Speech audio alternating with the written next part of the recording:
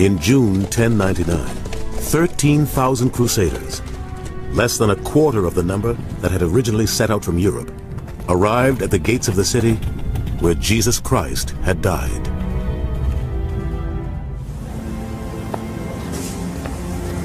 When the Crusaders reached the walls of Jerusalem, they finally arrived at their goal. After 3 years, 3,000 miles marching, the most incredible suffering, terrible losses, they'd arrived at the holy city. Some were so overwhelmed with emotion they wept, others prostrated themselves on the ground. But now, of course, the hardest task of all faced them. They had to break in.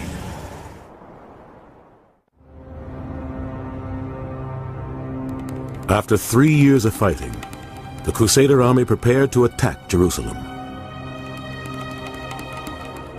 The walls were 50 feet high and 10 feet thick. To scale them, they would need ladders and siege towers. But the Muslim defenders had razed the entire surrounding area of trees.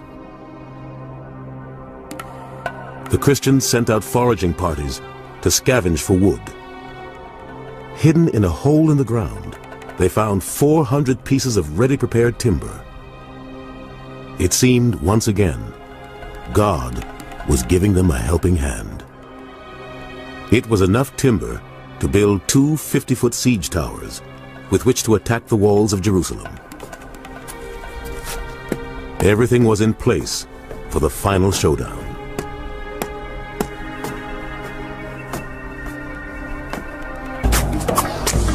On the 14th of July, 1099, the Crusaders launched a 2-pronged assault.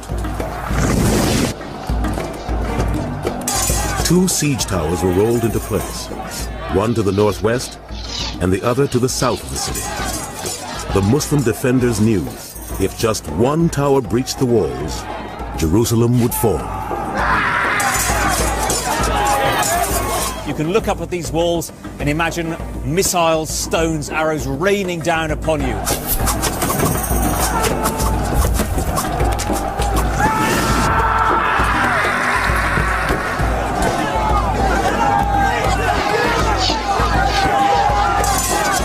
The fighting was barbaric and intense, and at one point the Crusaders gave the phrase live ammunition its literal meaning.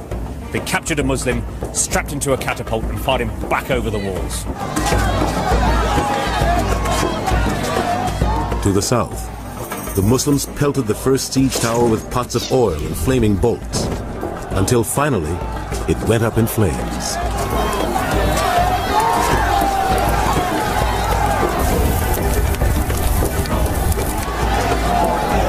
Now, only one siege tower was left, to the northwest of the city, under the command of the revered Crusader general, Duke Godfrey. Godfrey decided upon a change of plan. I've got here an eyewitness account written by a man called Raymond of Aguille. This is what he said. Godfrey moved to a position between the Church of the Blessed Stephen and the Valley of Josaphat. Godfrey's plan was inspired.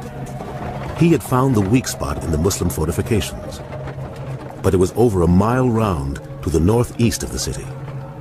In the course of just a few hours, and under the cover of darkness, he had his men wheel the whole siege tower to the less defended part of the wall. Here we are, the spot that the Crusaders broke into Jerusalem.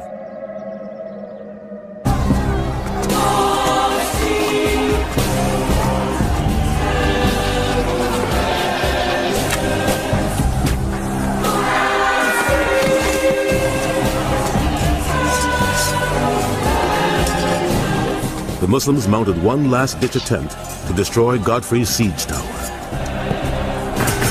They used grappling irons to try and snare the tower, to use the hooks to catch the wood, and then remarkably to pull the thing over.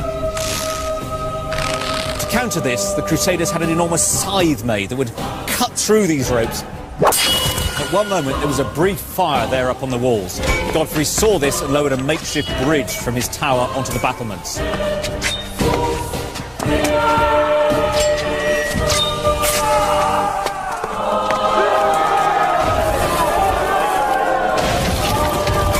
The walls were breached, and the Muslim defenders ran for their lives. The Christians, at last, could seize the holy city of Jerusalem.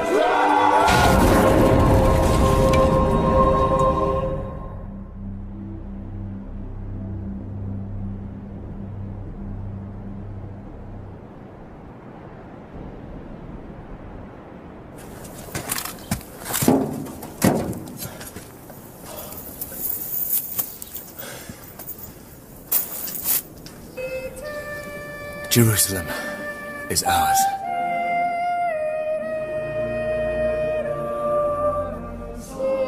The fact that against all the odds, seemingly in a miracle, this crusade took Jerusalem and achieved what it had set out to do, that seemed a very clear indication that God's hand was at work, and that its participants and all of Western Europe suddenly thought, this is true. God really does want a crusade to happen. God really is behind this venture.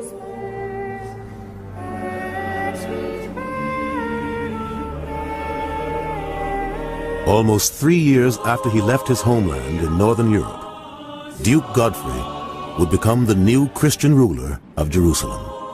Humbly, he refused to be crowned king in the city where Jesus Christ had reigned. A year later, he died in the holy city. Baldwin, the treacherous lord of Edessa, rushed to fill his shoes. He didn't share his brother's theological qualms. He readily took the title King of Jerusalem.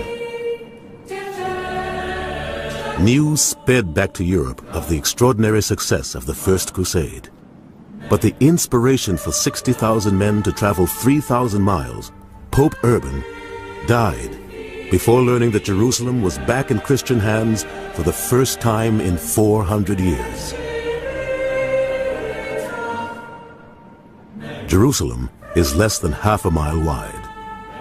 Within her walls, the Crusaders had massacred an estimated 30,000 Muslims and